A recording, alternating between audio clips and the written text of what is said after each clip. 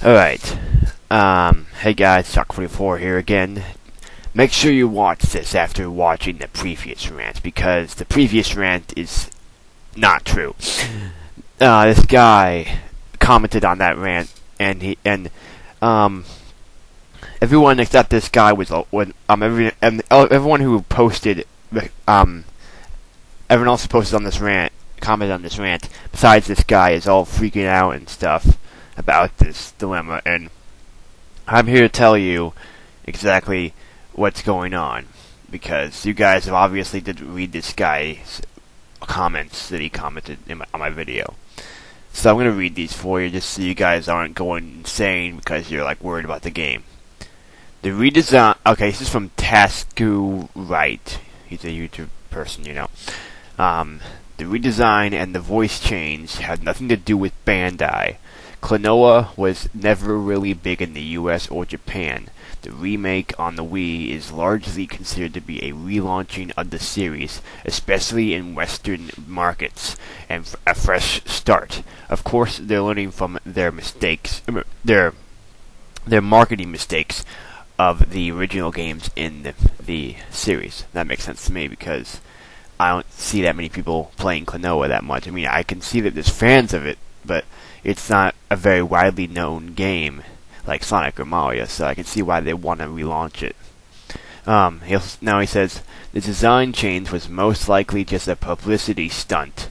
Some viral marketing to get people talking about the game, considering how much extra effort would have had to have gone into just redoing the US release with that new model, and how news of the redesign was quickly plastered on every major gaming news site, despite being a relatively unknown series. Not to mention the redesign has no floppy ears, so he couldn't fly, which makes sense to me. So I guess that was just some stupid thing. They're like, "Oh, hey, we're gonna redesign him," and then they just want to make so people would start talking about the game. That makes sense to me. That makes sense.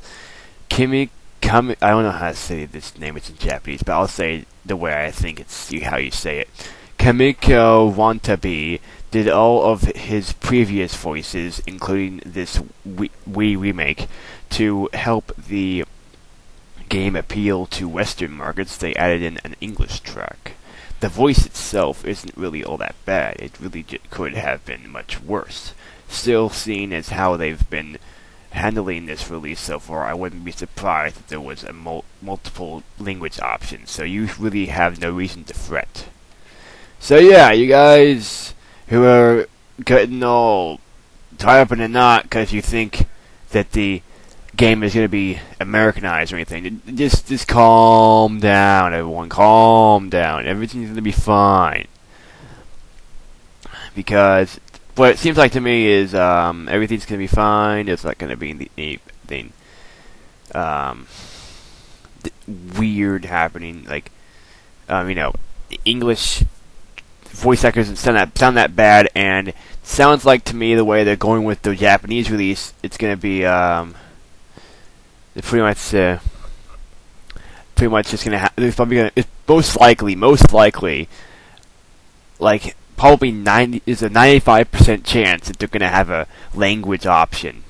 So you shouldn't get all upset or concerned or anything. The game should be fine. Now the only thing I'm worried about is what Wikipedia said about the reception to the Japanese release. It's already out in Japan, and this is what the reception was from reviewers for the game. This is what I'm worried about. It's the gameplay right now. The gameplay was typically considered enjoyable but too easy, and the appearance was praised for its colors and the level of upgrade from the original Door to Phantom Isle. Reviewers of the gameplay have been mixed. Video game magazine Weekly Famitsu felt that the game was enjoyable, but criticized it for a lack of freshness. Game News website GameSpot also felt the game was enjoyable, but criticized the game for being linear and easy. Video game blog Kotaku also criticized the simplicity of the game, calling it a fairly stock platformer, but overall praised the gameplay for the amount of possibilities generated from it. In general, the appearance of Door to Phantom Isle was praised by critics. Reviewers from Weekly Famitsu felt that the graphics had evolved significantly. Sentiments echoed by Kato whatever. GameSpot praised the game for a large amount of detail and called the environment bright and colorful. IGN similarly praised the colors of the game, calling it visually impressive due to its lush water palette and great water effects. OneUp.com compared the graphics to those of the original game successor, Klonoa 2, which I think the graphics look better than Klonoa 2. They look roughly the same, but they look a little better, like graphics you would see on Mario Galaxy, except it's not all glowy and bright and stuff. Mario Galaxy, those graphics were just like super glowy and all shiny, and I'm just like what? It looks cool, but it's just crazy graphics right there. But Klonoa looks kind of like that, but not all glowy and shiny. It just looks like something you would see on the Wii, not something you would see on a PS2. Anyway, the graphics are great. I can admit that, but the gameplay, I'm just afraid it would be. I'm just afraid of it being too easy. So. But we'll see. We'll see if it's too easy or not. Maybe IGN's being stupid again. I don't know. I don't really take what reviewers say is to fact, but you never know.